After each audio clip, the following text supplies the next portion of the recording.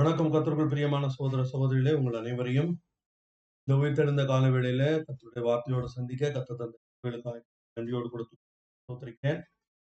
ஆண்டவருடைய வார்த்தைக்கு நேராக கடந்து செல்வதற்கு முன்பதாக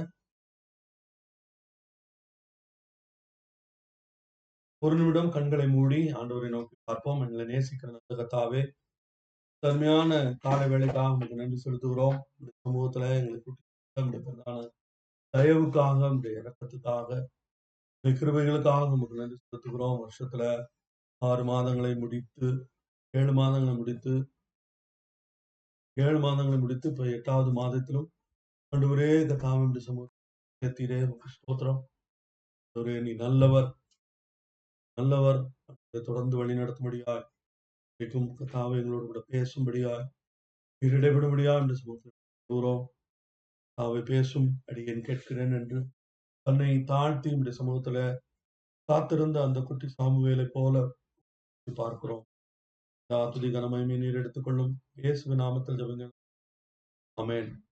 கர்த்தருடைய பரிசுத்த நாமம் மகிமைப்படுவதாக. கர்த்தருடைய வாழ்க்கையில நடந்த இயேசு கிறிஸ்துவனுடைய வாழ்க்கையில நடந்த சம்பவங்களை ஒவ்வொன்றாக தியானித்துக் கொண்டு வருகிறோம். கர்த்தருடைய பரிசுத்த நாமம் மகிமைப்படுவதாக. இன்றைக்கு இயேசு கிறிஸ்துவின் வாழ்க்கையில் நடந்த 48வது சம்பவத்தை நாம் இன்று தியானிக்க இருக்கிறோம். இந்த 48வது சம்பவம் என்ன என்பதை குறித்து அதை நம்ம பார்ப்போம். அதற்கு நம்ம எடுத்துக்கொள்வோம். ஆண்டவருடைய வார்த்தையை கேட்போம். மார்க்குவின் சுவிசேஷம் 3வது அதிகாரம் 13வது வசனத்திலிருந்து வாசிக்கிறேன் பாருங்க. பின்பு அவர் ஒரு மலையின் மேல் ஏறி தமக்கு சித்தமானவர்களை தம்மிடத்தில் வரவழைத்தார். அவர்கள் அவரிடத்திற்கு வந்தார்கள். அப்பொழுது அவர் 12 பேரை தெரிந்து கொண்டு அவர்கள் தம்மோடு கூட இருக்கவும் பிரசங்கம் பண்ணும்படியாக தாம் அவர்களை அனுப்பவும் வியாதிகளை குணமாக்கி பிசாசுகளை துரத்தும்படி அவர்கள் அதிகாரமுடையவர்களாய் இருக்கவும் அவர்களை ஏற்படுத்தினார். அவர்கள் யாரெனில், சீமோன், இவனுக்கு பேதுரு என்று பெயரிட்டார், செபதேயுவின் குமாரனாகிய யாக்கோபு, யாக்கோபின் சகோதரனாகிய யோவான், இவ்விருவருக்கும் இடி முழக்கம் என்று அர்த்தம் கொள்ளும், இடிமுழக்க மக்கள் என்று அர்த்தம் கொள்ளும் பொவர்னகேஸ் என்று பெயரிட்டார், அந்திரேயா, பிலிப்பு, பர்தலமேயு, மத்தேயு, தோமா, அல்பேயுவின் குமாரன் யாக்கோபு, ததேயு, கானானியனாகிய சீமோன், அவரை காட்டி கொடுத்த யூதாஸ் காரியோத்து என்பவர்களே. பின்பு அவர்கள் வீட்டுக்கு போனார்கள். அது 3வது அதிகாரம் 20வது வசனத்தின் முதல் பகுதி. அதோட நம்ம இந்த சம்பவத்தை இந்த சம்பவம் அப்படி முடிகிறது. இயேசு கிறிஸ்து அவருடைய ஊழியத்துக்கென்று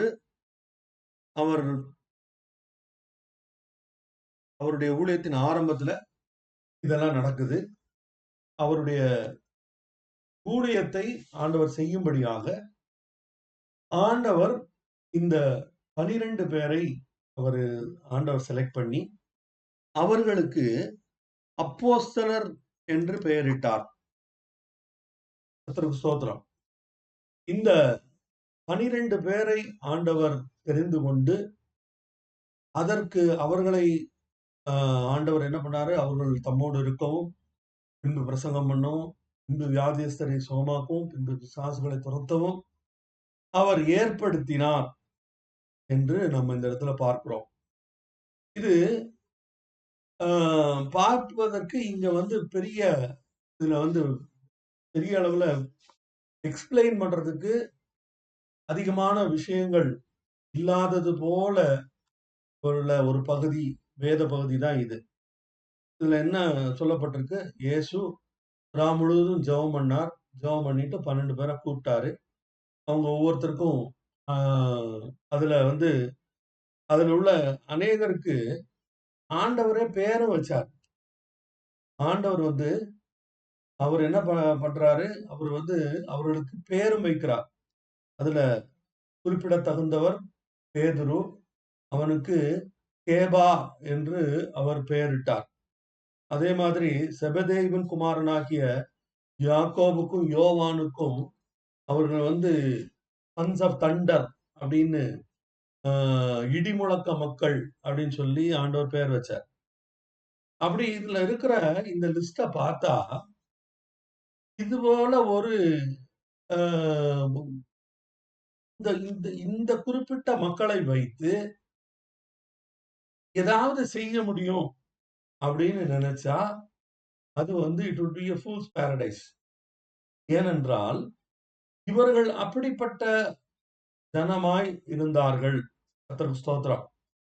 இந்த 12 பேர்ல பாத்தீங்கன்னா குறைந்தது 7 பேரு, ஆனா கன்ஃபார்ம்டா 4 பேரு நம்ம உறுதியா சொல்ல முடியும். என்ன? அவர்கள் மீன் பிடிக்கிறவர் தொழிலை செய்து வந்தார்கள்.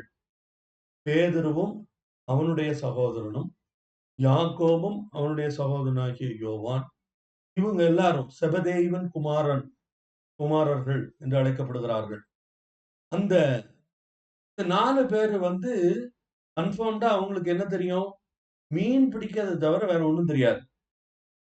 அது மட்டும் இல்ல, அடுத்தது பாத்தீங்கன்னா அங்க இந்த ஜனங்கள் இவர்களை ஆண்டவர் எங்கிருந்து தெரிந்து கொண்டார்?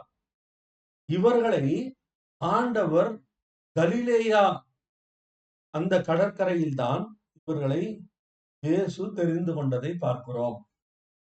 ஸ்தோத்திரம். இவங்க இவர்களுக்கு இவருடைய வாழ்க்கையில எல்லா விதமான குறைகளும் இவர்களுடைய வாழ்க்கையில காணப்பட்டதாய் நம்ம பார்க்க முடியும். அவர்களுக்கு பெரிய கல்வி அறிவு ஒன்றும் இல்லை. அவர்களில் ஒருவரும் ஞானவான்களும் இல்லை. அவங்க யாரும் பெருசா ஆண்டவருடைய வார்த்தையை கற்று தேர்ந்தவர்களும் இல்லை. அவங்கள படிச்சவங்களும் பெருசா இல்லை. அப்படிப்பட்ட ஒரு ஒரு ஒரு totally ordinary, very ordinary group of people. Very ordinary group of பீப்புள்னு சொல்றதை விட அவர்கள் they came with a lot of baggage. அவர்கள் பலவிதமான பிரச்சனைகளோடு அப்படிப்பட்டவர்களாகத்தான் இயேசுவினிடத்தில் வந்தார்கள். இங்கு என்ன நடக்கிறது அப்படின்னா, இயேசு கிறிஸ்து அவர் ஊழியத்தை ஆரம்பிக்கிறார். ஊழியத்தை ஆரம்பித்து அவர் செய்ய ஆரம்பிக்கிற அந்த சமயத்துல நான் ஏற்கனவே சொன்னது போல இது 48வது சம்பவம். இதுக்கு முன்பதாக நம்ம 47 சம்பவங்களை இதுவரைக்கும் ஆண்டவருடைய இரக்கத்தினால தியானிக்க கர்த்தர் உதவி செய்திருக்கிறார்.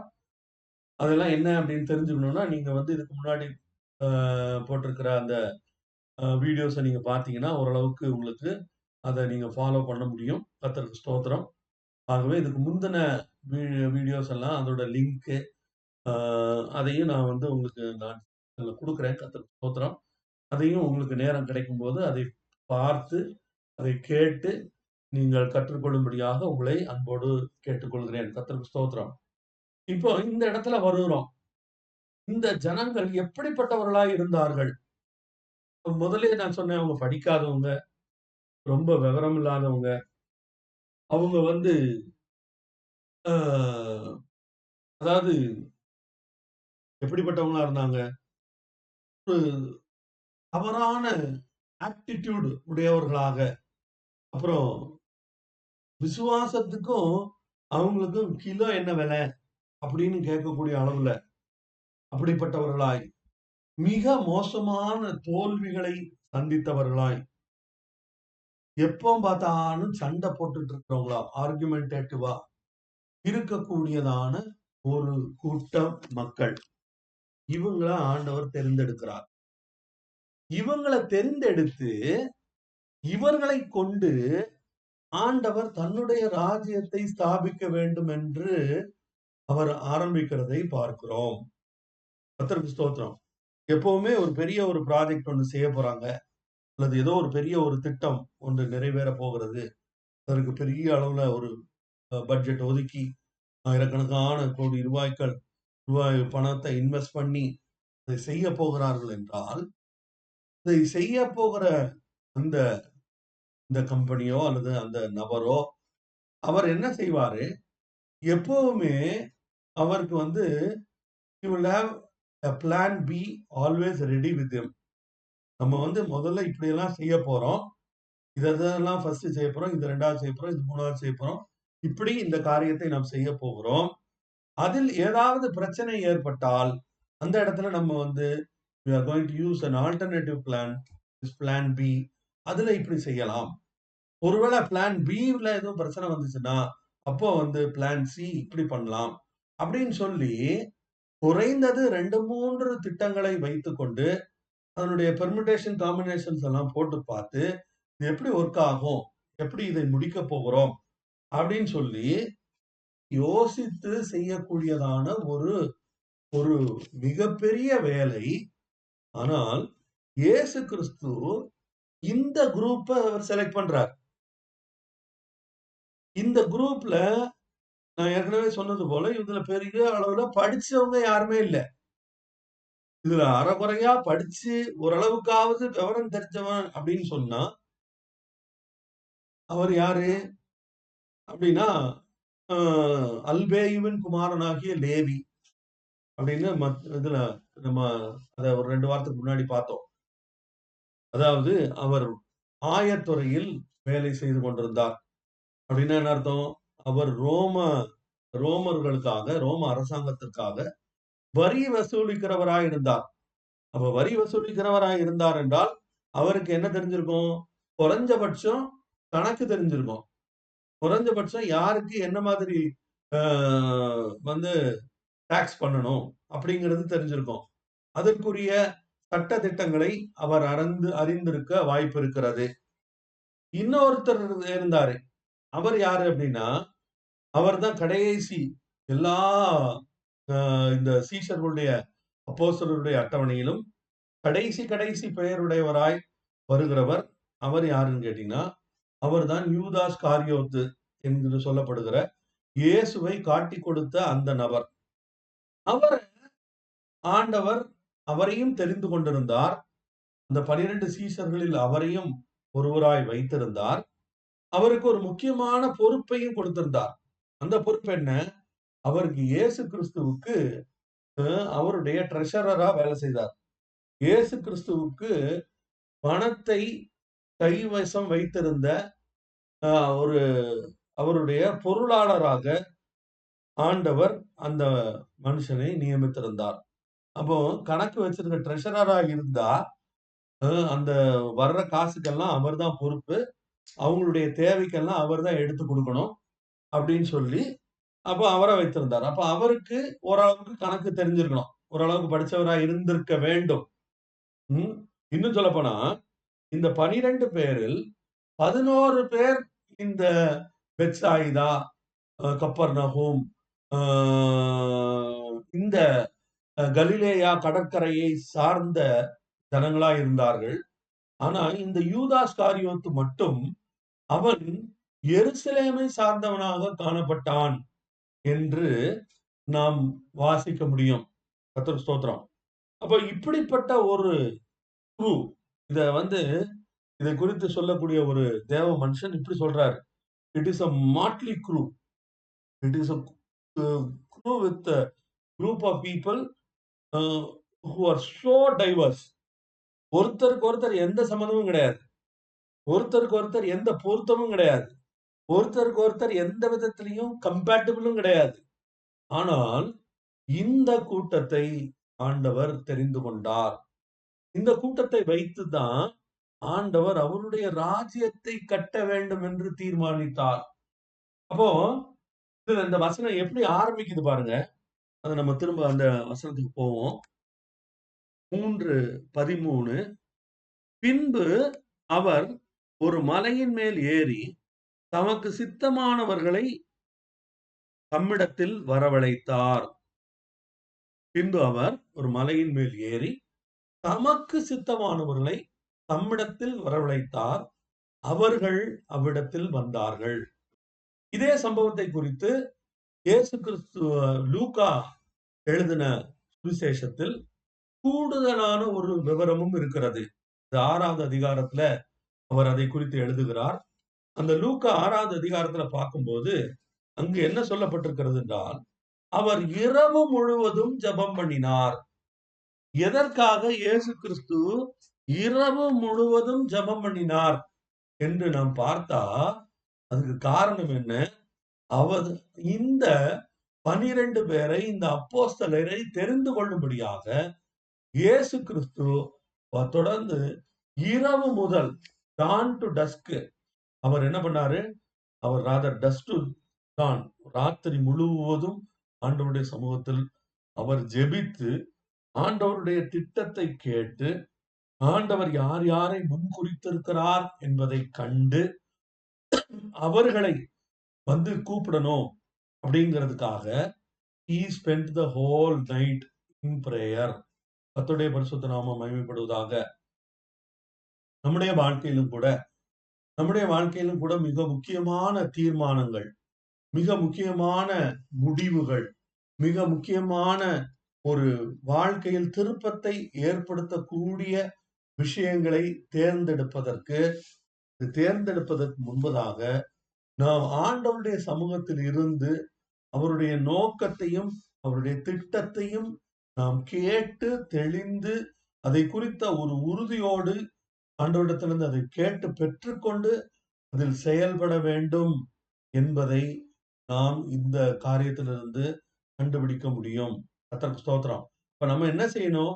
நம்ம ஏதோ ஒரு தீர்மானத்துக்கு ஏதோ ஒரு வாழ்க்கையில ஒரு முக்கியமான ஒரு விஷயம், படிப்பாக இருக்கலாம், அல்லது திருமணமாக இருக்கலாம், அல்லது வேலை காரியமாக இருக்கலாம், அல்லது ஏதோ ஒரு குறிப்பிட்ட வகையான இன்வெஸ்ட்மென்ட்டாக இருக்கலாம், அல்லது ஒரு தொழிலில ஒருத்தரை வந்து நம்மோடு கூட சேர்த்துக் கொள்வதாக இருக்கலாம், அல்லது தொழில்ல எக்ஸ்பான்ஷன் ஒரு இடத்துல தொழில் செய்து கொண்டிருக்கிறோம், அதை விரிவாக்கம் பண்ணும்படியாக இன்னொரு இடத்துக்கு போக வேண்டும் அப்படின்னா, இப்படி நம்முடைய வாழ்க்கையின் சிறிதும் பெரிதுமான எந்த ஒரு தீர்மானத்திற்கும் நாம் என்ன செய்ய வேண்டும்? நாம் ஆண்டவருடைய சமூகத்திலிருந்து, நாம் ஆண்டவருடைய சமூகத்துல காத்திருந்து, ஆண்டவருடைய திட்டமான நடத்துதலை நாம் பெற்றுக்கொள்ள வேண்டும் என்பது ஆண்டவருடைய விருப்பமாய் இருக்கிறது. இதுல ஒத்தையார் அட்டையா போட்டு நான் என்னுடைய மனசு சொல்லுது, அதனால இது செய்ய போறேன். மனசு சொல்றதெல்லாம் செய்யக்கூடாது. என்ன செய்யணும்? ஆண்டவர் சமூகத்துல முழங்கால் போட்டு, ஆண்டவரே இப்படி ஒரு காரியம் இருக்கிறது. இந்த காரியத்துல இதெல்லாம் இருக்கு. இதுல நான் என்ன செய்யணும்? நான் என்ன செய்ய நீர் சித்தமாய் இருக்கிறீர்? என்னுடைய அடுத்த ஸ்டெப் என்ன? அப்படின்னு நீங்க எனக்கு சொல்லிக் கொடுங்க ஆண்டவரே அப்படின்னு சொல்லி கேட்டீங்கன்னா, ஆண்டவர் உங்களுக்கு கற்றுக் கொடுப்பதற்கு ஆண்டவர் ஆயத்தம் உள்ளவராய் இருக்கிறார். கர்த்தருக்கு ஸ்தோத்திரம். அப்படி அந்த காரியத்தை குறித்து நம்ம என்ன பண்றோம்? முதலாவது இயேசு என்ன பண்ணாராம்? அவர் முழுவதும் ஜெபம் பண்ணினார். அதுக்கு அவர் என்ன பண்ணாரு? பின்பு அவர் ஒரு மலையின் மேல் ஏறி, அவர்கள் இருந்த அந்த கலிலேயா பகுதியில அநேக மலைகள் இருந்தது. இயேசு கிறிஸ்துவுக்கு அப்படிப்பட்ட ஒரு இடம், தனியான அவர் ஆண்டவரும் அவருமாய் இருந்து ஜெபிக்க கூடியதான ஒரு இடம் அவருக்கு இருந்தது. அதுபோல நமக்கும் அப்படிப்பட்ட ஒரு இடம் இருக்க வேண்டும். ஆண்டவர் அதை விரும்புகிறார். அந்த இடத்துல நம்ம ஆண்டவரை சந்திக்க முடியும், ஆண்டவரோடு கூட பேச முடியும், ஆண்டவரோடு கூட அவருடைய சத்தத்தை கேட்க முடியும், அவருடைய சித்தத்தை அறிய முடியும், அவருடைய விருப்பத்தை உணர்ந்து கொள்ள முடியும். அதை பின்பு நம்முடைய வாழ்க்கையில நிறைவேற்ற முயற்சிக்கவும் முடியும். அதுக்கு நம்ம என்ன செய்யணும்? மலையின் மேல் ஏறி, தனிமைப்பட்டு, எல்லாரையும் விட்டு ஒதுங்கி, நம்ம you cannot take important decisions in a crowd. அது ஒரு கூட்டத்துக்கு மத்தியில இருந்துட்டு அதெல்லாம் செய்ய முடியாது. இதுக்காக நமக்கு அப்படிப்பட்ட தனி இடம், ஒரு மலை, அது ஒரு ஒரு ஒரு ஒரு ஒரு பிளேஸ், அது நமக்கு இருக்க வேண்டும். அதுக்காக நம்ம இயேசு மலை மேல ஏறினாரு, நானும் மலை மேல ஏறணும்னு மலைக்கு மேல ஏற வேண்டிய அவசியம் இல்லை. It need not be a typical mountain. It needs to be a separate place. where you meet God alone, all alone. கர்த்தருக்கு ஸ்தோத்திரம். அப்படி நீங்கள் சந்திக்கும் போது ஆண்டவர் உங்களோடு கூட பேசுகிறார். அது மட்டும் இல்ல, இந்த இடத்துல இயேசு கிறிஸ்து என்ன செய்கிறார் பாருங்க. மறுபடியும் வாசிக்கிறேன் 3:13. பின்பு அவர் மலையின் மேல் ஏறி தமக்கு சித்தமானவர்களை தம்மிடத்தில் வரவழைத்தார். இப்ப இயேசு கிறிஸ்து ஊழியத்தை ஆரம்பித்து விட்டார். அங்க இயேசு கிறிஸ்து ஊழியங்களை செய்து வருகிறார். நம்ம ஏற்கனவே போன வாரத்துல பார்த்தோம். அவர் போகிற இடங்களில் எல்லாம் திரள் திரளாய் கூட்டம் வந்தது. அந்த கூட்டம் வந்த போதெல்லாம் அவர் என்ன செய்தார்? வந்த ஜனங்கள் எல்லாரையும் அவர் சுகமாக்கினார், விடுதலையாக்கினார். அதுக்கப்புறம் அந்த இடத்துல ஒரு இடத்துக்கு போவாரு. அந்த இடத்துக்கு ஜனக்கூட்டம் வரும், விடுதலையாக்குவாரு. அங்க எதிர்ப்பு வரும். பின்பு அந்த இடத்தை விட்டு அவர் ஒளிந்து செல்வார். இன்னொரு இடத்துக்கு போவார். அங்கேயும் அதே மாதிரி கூட்டம் வரும், பிரசங்கம் பண்ணுவார், நன்மைகளை விடுதலையாக்குவார். அங்கும் எதிர்ப்பு வரும், பின்பு அதை விட்டு போவார்.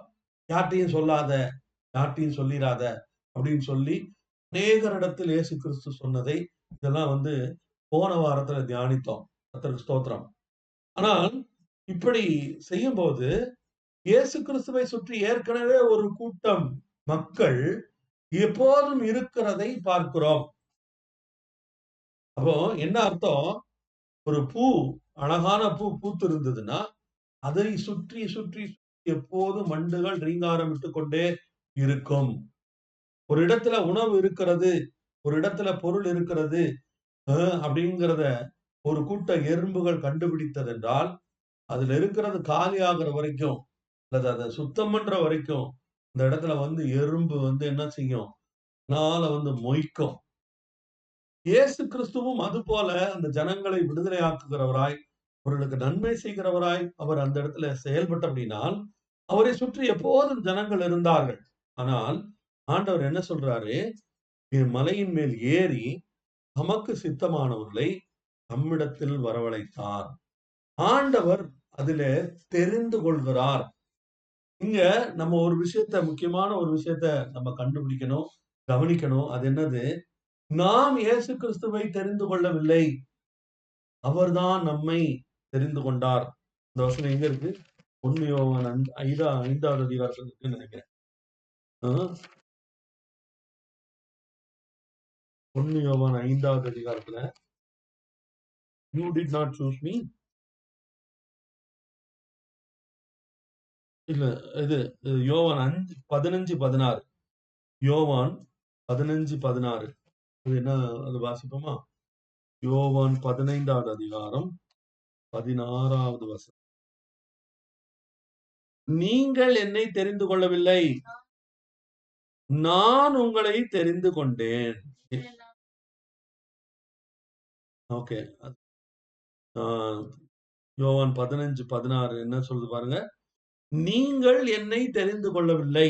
You did not choose me, rather I have chosen you. ஸ்தோத்திரம். உங்களையும் என்னையும் ஆண்டவர் அவர்தான் தெரிந்து கொண்டார். ஆண்டவருடைய வார்த்தை என்ன சொல்லுகிறது? பிதாவானவர் யாரை தன்னிடத்துல இழுத்துக் கொள்கிறாரோ அவர்களே அன்றி வேறொருவனும் என்னிடத்தில் வரான் என்று இயேசு கிறிஸ்து தம்மிடத்தில் வந்தவர்களை குறித்து சொல்லுகிறதை பார்க்கிறோம். பிதாவானவர் இழுத்துக் கொள்கிறார், இயேசுவானவர் தெரிந்து கொள்கிறார். இவங்களாலதான் ஆண்டவர்கிட்ட வர முடியுமே ஒழிய நம்முடைய திறமையினால் நாம் அவரை சூஸ் பண்ண முடியாது. நான் ஐ chosen to be a Christian அப்படின்னு இதுவரைக்கும் யாரும் சொன்னதா கேள்விப்பட்டதே இல்லை. இப்போ அநேகர் ஆண்டவரை ஏற்றுக்கொள்கிறார்கள். அந்த ஏற்றுக்கொண்ட அந்த நிகழ்வுக்கு பின்னாக என்ன நடந்திருக்கிறது அப்படின்னு சொன்னா, அங்க ஆண்டவர் அவர்களை இழுத்து கொள்கிறதை நாம் பார்க்க முடியும். ஆண்டவர் அவருடைய அன்பினால, அவருடைய அன்பின் கயிறுகளால் அவர் நம்மை கட்டி இழுத்து கொள்கிறார், அவரிடமாய் சேர்த்து கொள்கிறார். அப்படிதான் நடக்குது. ஆண்டவர் என்ன பண்றாரு?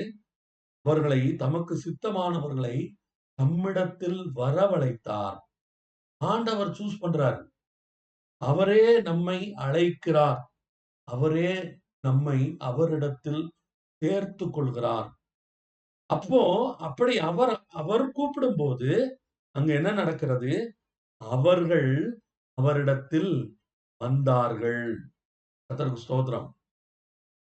அப்படி ஆண்டவரிடத்தில் ஆண்டவர் தெரிந்து கொண்டு அவர் அழைத்து அவர் வந்தவர்களுக்கு ஆண்டவர் என்ன செய்கிறார்? அதுக்கப்புறம் வாசிக்கிறோம். அப்பொழுது அவர் 12 பேரை தெரிந்து கொண்டு அவர்கள் தம்மோடு இருக்கவும் பிரசங்கம் பண்ணும்படியாக தாம் அவர்களை அனுப்பவும் வியாதிகளை குணமாக்கி பிசாசுகளை துரத்தும்படி அதிகாரமுடையவர்களாய் இருக்கவும் அவர்களை ஏற்படுத்தினார். கர்த்தருக்கு ஸ்தோத்திரம். ஆண்டவரை நம்ம சூஸ் பண்றார். சூஸ் பண்ணி நம்மை அவரிடத்தில் சேர்த்துக் கொள்கிறார். சேர்த்துக் கொள்வது எதற்காக? எதற்காக என்றால் இந்த ஜனங்களை, இந்த 12 பேரை தெரிந்து கொண்டது எதற்காக? ஆண்டவருடைய வார்த்தை என்ன சொல்லுது? அவர்கள் தம்மோடு இருக்கவும் பிரசங்கம் பண்ணும்படியும் வியாதிகளை குணமாக்கும்படியும் பிசாசுகளை துரத்தும்படியும் அவர்களை ஆண்டவர் அவர்களிடத்தில் தம்மிடத்தில் இழுத்து கொண்டார். கர்த்தருக்கு ஸ்தோத்திரம். அப்போ இயேசு கிறிஸ்து அவர் கூப்பிடுகிறவர்கள், அவர் செலக்ட் பண்றவங்க, அவர் இழுத்துக் கொள்கிறவர்கள். முதலாவது அவர்கள் என்ன செய்ய வேண்டும்? அவர்கள் தம்மோடு கூட இருக்கவும். கர்த்தருக்கு ஸ்தோத்திரம். இந்த வார்த்தை ஆண்டவர் என்னோடு கூட என்னுடைய தனிப்பட்ட வாழ்க்கையில ஆண்டவர் பேசின ஒரு வார்த்தை. நான் அதை பிரசங்கம் பண்ணுவேன்னு நான் நினைச்சு கூட பார்க்கல. கர்த்தருக்கு ஸ்தோத்திரம். இன்னைக்கு அந்த வாய்ப்பை ஆண்டவர் எனக்கு என்னுடைய வாழ்க்கையிலும் ஆண்டவர் அவருடைய ஊழியத்தை செய்யும்படியாக ஆண்டவர் கூப்பிட்டு அவருடைய அன்பினால நெருக்கி அவருடைய நல்ல செய்தியை நான் சொல்லாமல் இருந்தால் நான் தவறு செய்கிறேன் அப்படின்னு சொல்லி அந்த ஒரு இடத்துக்கு வந்து அவர் கூப்பிட்டாரு. கூப்பிட்டதுனால அவருடைய வேலைக்கு வந்தேன். வந்தபோது எடுத்த உடனே எனக்கு என்ன செய்யணும்னு தெரியல.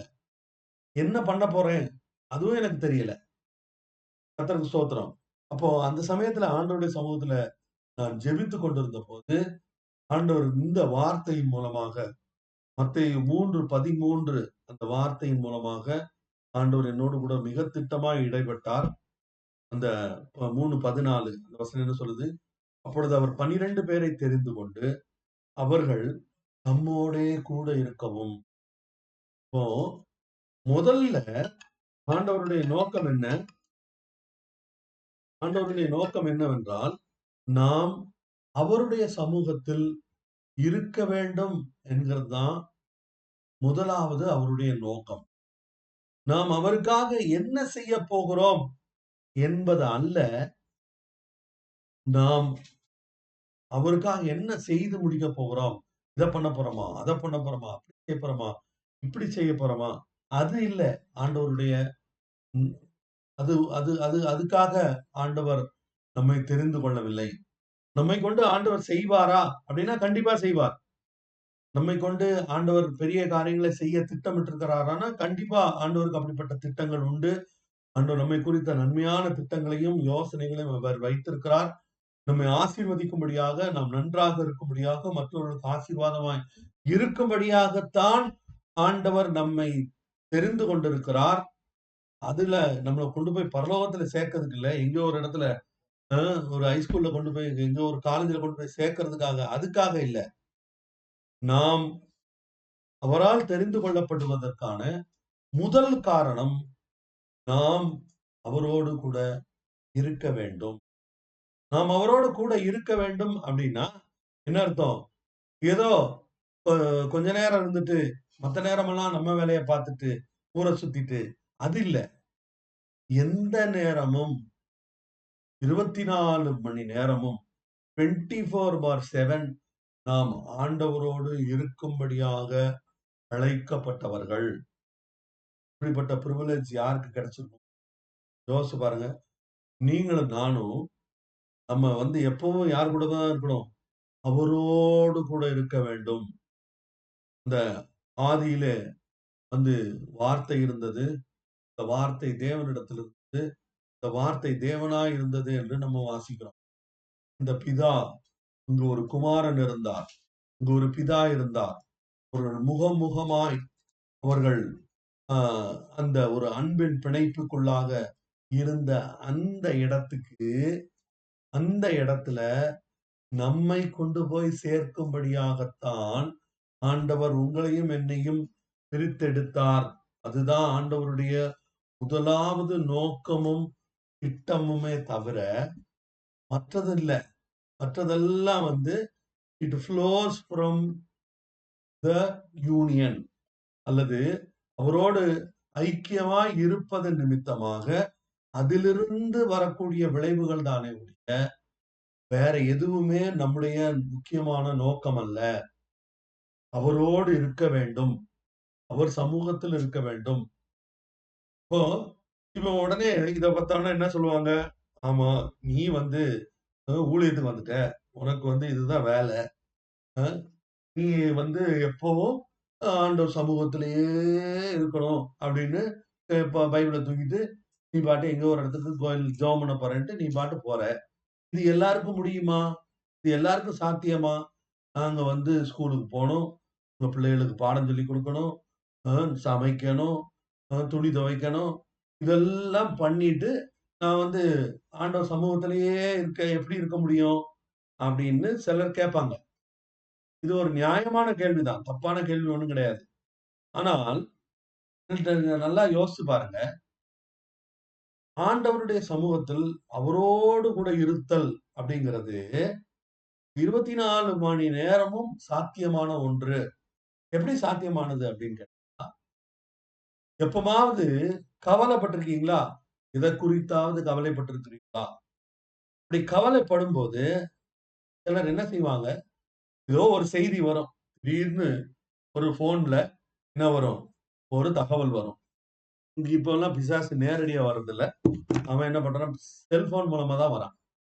செல்போன் மூலமா யார் மூலமாவது ஒரு தகவல் வரும். தெரியுமா உனக்கு இப்படி ஒரு பிரச்சனை? அத கேட்ட உடனே நமக்கு தலை சுத்திரும். ஐயோ! என்ன ஆக போகுதோ தெரியலையே! அப்படின்னு அந்த அந்த பிரச்சனை என்ன செய்யும்? நம்ம தலைய சுத்திட்டே இருக்கும். அது அப்படியே மனசுக்குள்ள கடந்து புலந்துகிட்டே இருக்கும். அப்ப நம்ம என்ன பண்றோம்? அந்த கவலையோடவே ஸ்டார்ட் பண்ணி, கவலையோடவே தூங்கி, கவலையோடவே எந்திரிச்சு, கவலையோடவே காஃபி, கவலையோடவே சமைச்சு, கவலையோடவே ஸ்கூலுக்கு போய், கவலையோடவே சொல்லிக் குடுத்து, சாயங்காலம் திருப்பி வரும்போதும் அதே கவலையோடவே திரும்ப வீட்டுக்கு வந்து, மறுபடியும் அதே சைக்கிள் ரிப்பீட். அப்படி ஒரு மனிதரால், ஒரு நபரால் ஒரு கவலையோடு 24 மணி நேரமும் இருக்க முடியும் என்றால், ஆண்டவரோடும் 24 மணி நேரமும் இருக்க முடியும். சரி, ஆண்டவரோடு இருக்கணும். சரி, இருக்கிறது எதற்காக இருக்க வேண்டும்? நம்ம என்ன நோக்கத்துக்காக ஆண்டவர் தெரிந்து கொண்டிருக்கிறார்? இங்கு 12 பேரை தெரிந்து கொண்டார். அவர்கள் எதுக்காக தெரிந்து கொண்டார்? முதலாவது தம்மோடு இருக்கவும், பின்பு பிரசங்கம் பண்ணும்படியும், பின்பு அவர்களை அனுப்பவும், பின்பு வியாதிகளை சுகமாக்கவும், பின்பு பிசாசு துரத்தவும், இது இவங்களுக்கு கூப்பிட்டது. அப்போ அதுக்காக அப்ப எல்லாரும் அப்படித்தான் போய் செயல்படணுமா? எல்லாரும் பிரசங்கம் பண்ணணுமா? எல்லாரும் பிசாசு வரட்டுமா? எல்லாரும் இதை செய்யணுமா? அப்படின்னா எல்லாராலையும் இதை செய்ய முடியும். எல்லாராலும் பிரசங்கம் பண்ண முடியும். எல்லாராலும் என்ன செய்ய முடியும்? வியாதியஸ்தருக்காக ஜெபம் பண்ண முடியும், சுகமாக்க முடியும், பிசாசுகளை துரத்த முடியும். அதெல்லாம் ஆண்டவர் அதெல்லாம் இதெல்லாம் அந்த ability, grace which is already deposited in us. But நம்முடைய வேலை என்ன? ஒரு டீச்சரா இருந்தா இயேசு கிறிஸ்துவின் ராஜ்யத்தை ரெப்ரசன்ட் பண்ணக்கூடிய ஒரு டீச்சரா இருக்க வேண்டும். ஒரு ஸ்டூடெண்டா இருந்தா நம்ம யாரு? we are ambassadors of Christ. நாம் கிறிஸ்துவுக்கு ஸ்தானாபதிகளாய் இருக்கிறோம் என்று ஆண்டவருடைய வார்த்தை சொல்லுகிறது. இப்ப கிறிஸ்துவுக்கு ஸ்தானாபதிகளாய் இருந்தால் நம்ம என்ன செய்யணும்? We represent Jesus Christ 24/7. We represent Jesus Christ 24/7 அப்படின்னு சொன்னா நம்முடைய வாழ்க்கையின் எந்த பகுதியை தொட்டாலும் அந்த இடத்துல இருந்து இயேசு கிறிஸ்து தான் ஊஸ் அவுட் ஆகி வரணுமே ஒழிய வேறு எதுவும் வர முடியாது, வரக்கூடாது. இருந்தால் என்ன அது? We do not represent the kingdom.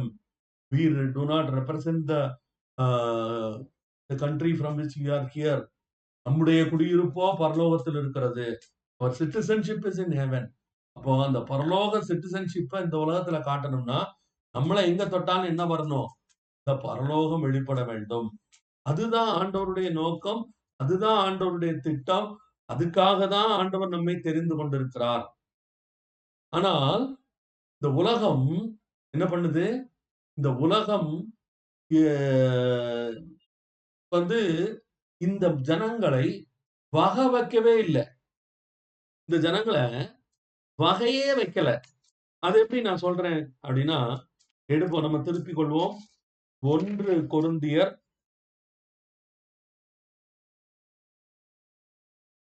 1 பேனா வேணுமா?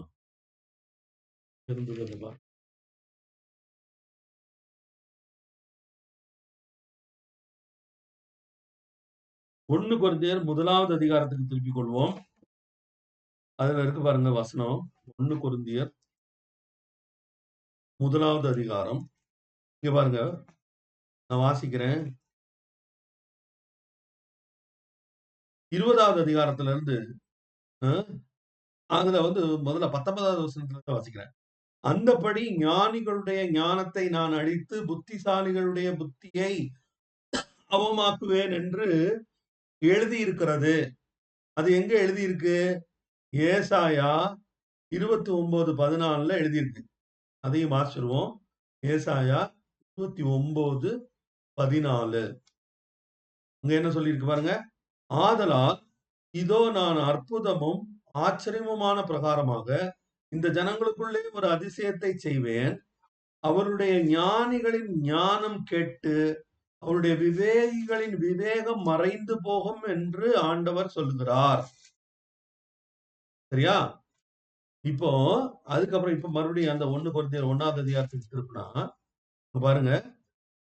அந்தபடி ஞானிகளுடைய ஞானத்தை நான் அழித்து புத்திசாலிகளுடைய புத்தியை அவமாக்குவேன் என்று எழுதியிருக்கிறது. ஞானி எங்கே? வேதபாரகன் எங்கே? இப்பிரபஞ்ச தர்க்க சாஸ்திரி எங்கே? இவ்வுலகத்தின் ஞானத்தை தேவன் பைத்தியமாக்கவில்லையா? எப்படி எனில் அப்படின்னு சொல்லிட்டு பாருங்க.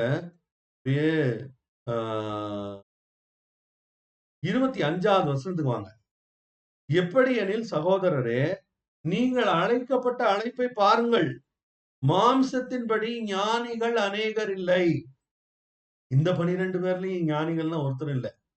வல்லவர்கள் அநேகர் இல்லை. இந்த 12 பேர்லயும் பெரிய வல்லவர்கள் யாரும் இல்லை. பிரபுக்கள் அநேகர் இல்லை. ஞானிகளை வெட்கப்படுத்தும்படி தேவன் உலகத்தில் பைத்தியமானவைகளை தெரிந்து கொண்டார். பலமுள்ளவைகளை வெட்கப்படுத்தும்படி தேவன் உலகத்தின் பலவீனமானவைகளை தெரிந்து கொண்டார். உள்ளவைகளை அவமாக்கும்படி உலகத்தின் இழிவானவைகளையும் அற்பமாய் எண்ணப்பட்டவைகளையும் இல்லாதவைகளையும் தேவன் தெரிந்து கொண்டார். தேவனுடைய தெரிந்தெடுப்பை குறித்து இதுல நாம வாசிக்கிறோம்.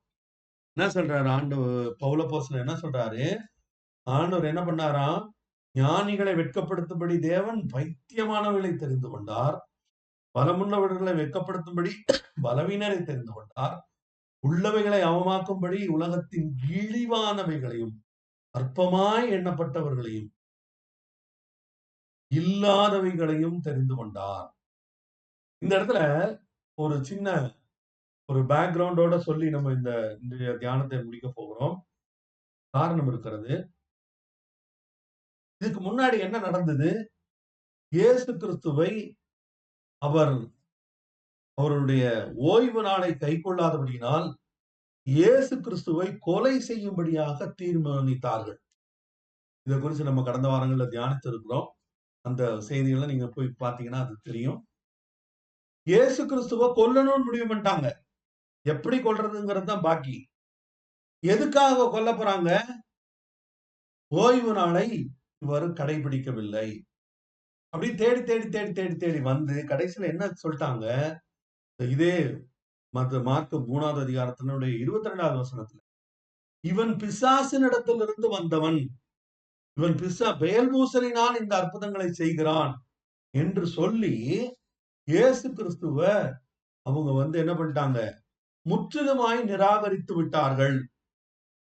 இயேசு கிறிஸ்து என்ன செய்கிறார்? இயேசு கிறிஸ்து அவர் இந்த ஜனங்களோட போய் அவர் ஏற்கனவே அதையும் நம்ம தியானித்திருக்கிறோம். அவர் தேவ ஆலயத்தை சுத்தம் பண்ணுகிறார். அதுல இருக்கிற எல்லாத்தையும் கவுத்து போட்டு அடிச்சு விரட்டி இதெல்லாம் செய்யறாரு. அந்த அந்த மொத்த யூத மார்க்கமும் அந்த யூத மார்க்கத்தினுடைய எல்லா காரியங்களையும் இவர் கேள்வி கேட்கிறார். அத தப்புன்னு சொல்றாரு. நீங்க ஆண்டவருடைய வார்த்தைய நீங்க அவமாக்குறீங்க. நீங்க தான் என்ன சொல்லிட்டு இருக்கீங்க? நீங்க என்ன நினைச்சிட்டு இருக்கீங்க? எங்க கிட்ட தான் ஆண்டவர் இருக்கிறார். வி ரெப்ரசன்ட் காட் அப்படிங்கிறது தான் அவங்களுடைய கருத்தாக இருந்தது. அவங்க வேதத்தை அவர்கள் கையில் வைத்திருந்தார்கள். அந்த பரிசேயரும் சதுசேயரும் வேதத்தை அவர்கள் கையில் வைத்திருந்தார்கள். ஆனால் அவர்கள் எல்லாம் என்னத்தை ப்ரொடியூஸ் பண்ணிட்டு இருந்தாங்க? அவர்கள் பிசாசனுடைய மக்களை ப்ரொடியூஸ் பண்ணி கொண்டிருந்தார்கள். அதை குறித்து இயேசு சொல்லும்போது, நீங்கள் உங்கள் பிதாவாகிய பிசாசினால் உண்டானவர்கள் அப்படின்னு சொல்லி அவர்களை கடிந்து கடிந்து கொள்வதை நம்ம பார்க்கிறோம். ஏன் இயேசு கிறிஸ்து 12 சீஷர்களை தெரிந்து கொள்ள வேண்டும்? ஏன் அந்த நம்பர் 9 இருந்தா தப்பா? அல்லது 10 இருந்தா இருக்காதா? அல்லது 13 இருந்தா வருத்தமாயிருமா? ஏன் 15 இருக்கக்கூடாது? ஏன் 30 இருக்கக்கூடாது? எதுக்காக இயேசு கிறிஸ்து 12 பேரை தெரிந்து கொள்ள வேண்டும்? ஏனென்றால் இந்த 12 பேரை கொண்டுதான் ஆண்டவர் அவருடைய ராஜ்யத்தை கட்டப் போகிறார். பரலோகத்தில் இவர்களுடைய இந்த 12 அப்போஸ்தலருடைய பெயர்கள் பதிக்கப்பட போகிறது. இனி வரப்போகிற சபைக்கு இந்த 12 பேர் தான் அந்த சபையினுடைய அஸ்திபாரங்களாய் இருக்க போகிறார்கள். அந்த ஜனங்கள் யாரு? இல்லாதவைகள். அவங்க வெறுமனே இழிவானவர்கள் மட்டும் இல்ல, அற்பமாய் எண்ணப்பட்டவர்கள் மட்டுமல்ல, அவர்கள் இல்லாதவைகளையும் தேவன் தெரிந்து கொண்டார். அது அந்த வசனம் இங்கிலீஷ்ல இன்னும் அழகா இருக்கும். அந்த அந்த ஃபர்ஸ்ட் கொரிந்தியன்ஸ்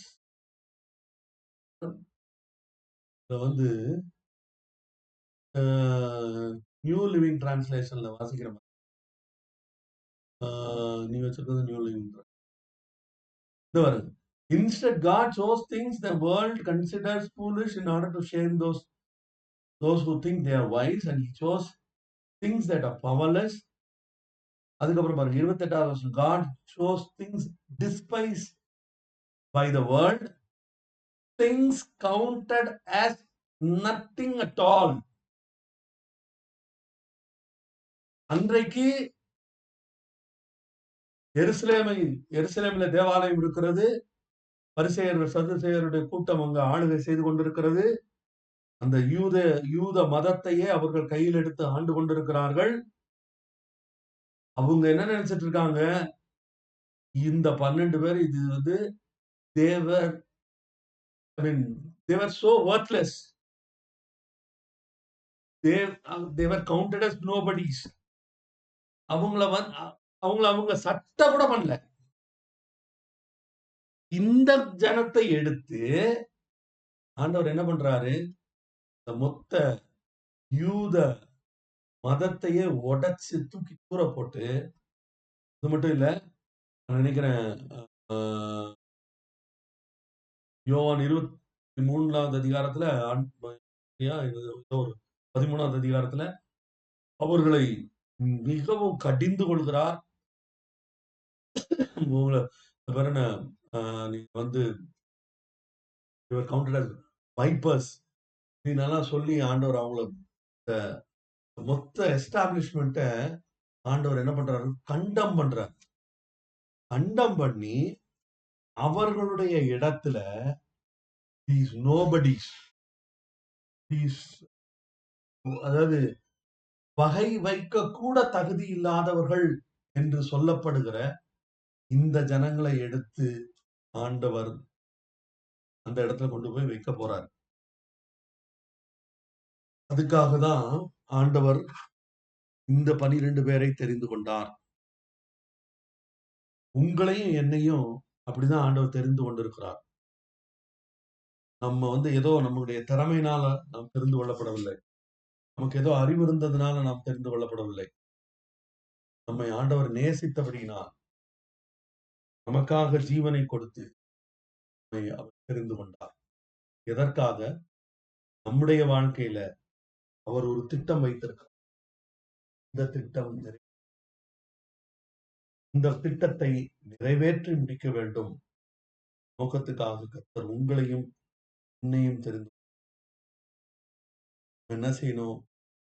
அவரே தெரிந்து கொள்ளுதலை மதிக்க கற்றுக்கொள்ள வேண்டும். You are not here by accident. You are not here by cosmic mistake. No. பத்தி ஒருத்தர் சொல்லும்போது it is ovarian lottery. It is ovarian lottery that I was born an American. சொன்னார் வாரன் பஃபெட் சொன்னார். It is not ovarian lottery that we have been identified or we have been rather selected for the kingdom of God. No. Because God chose us even before the foundation of the world. உலகத்தின் தோற்றத்துக்கு முன்பதாகவே உங்களையும் என்னையும் அறிந்திருந்தார், தெரிந்து கொண்டிருந்தார். இதனால அவர் நம்மை அழைத்திருக்கிறார். அதனால அவருடைய சமூகத்தில் நம்ம இருக்கிறார்.